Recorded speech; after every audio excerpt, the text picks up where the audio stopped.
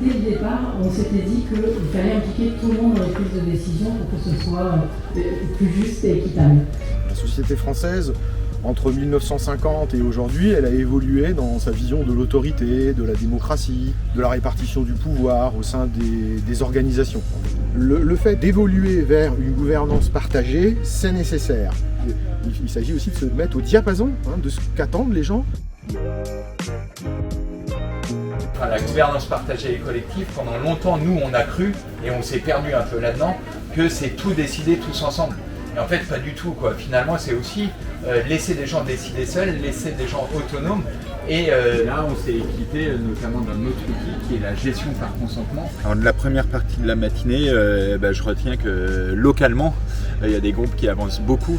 On a quand même un questionnement assez unanime dans le mouvement.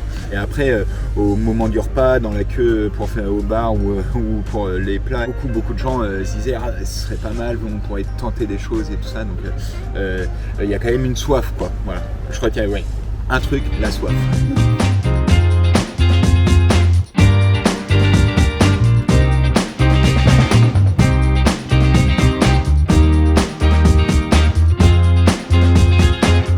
Les communautés sont isolées, sont loin de la ville. Donc moi j'aimerais bien que les compagnons aient plus accès à la culture, que ce soit légitime, quoi. Ce n'est pas un loisir, la culture n'est pas un loisir. Une table ronde ouvre ce sujet-là, ça donne de la visibilité, un espace de pratique qui peut parfois être considéré peut-être comme moins important que d'autres sujets plus urgents. Et on a bien compris dans cette table ronde que donner accès aux droits culturels des personnes, ça vient compléter des droits fondamentaux des personnes accueillies par les différents groupes du mouvement.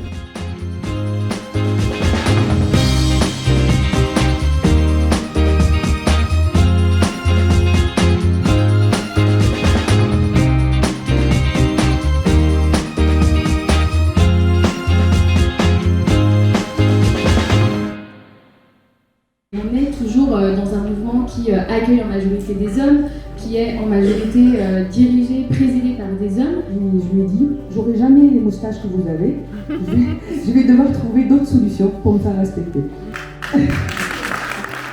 Alors je retiens que le mouvement s'interroge vraiment sur cette question, qu'il est complètement partie prenante d'une évolution positive de la place des femmes. Et je me rends compte que beaucoup d'hommes de chez nous veulent que ça change. Donc égo démesuré. Voilà, s'il vous plaît. On n'est pas là pour juger ce qui est dit, on est là pour voir comment ça arrive, qu'on en arrive à penser ça. Tout le monde a quelque chose à en dire, des choses bonnes, des choses moins bonnes, et ça fait la force de ce sujet-là. À partir de là, il faut construire quelque chose.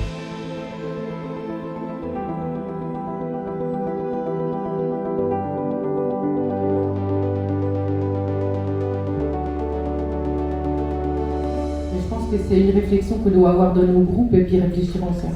C'est pas homme ou femme, c'est ensemble.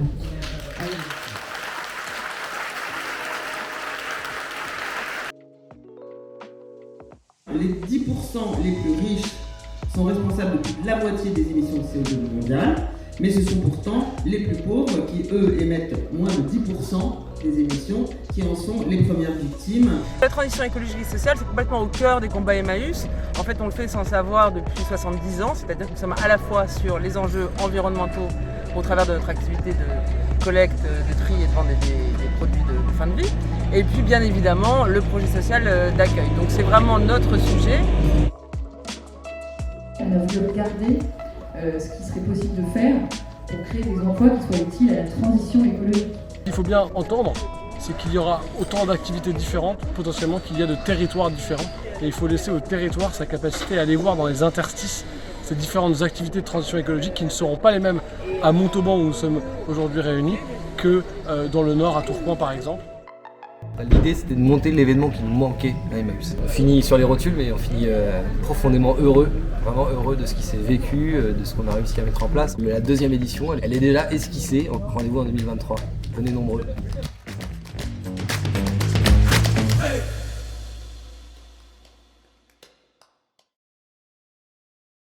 Je pense qu'une fois qu'on découvre Emmaüs en fait, on ne quitte plus quoi.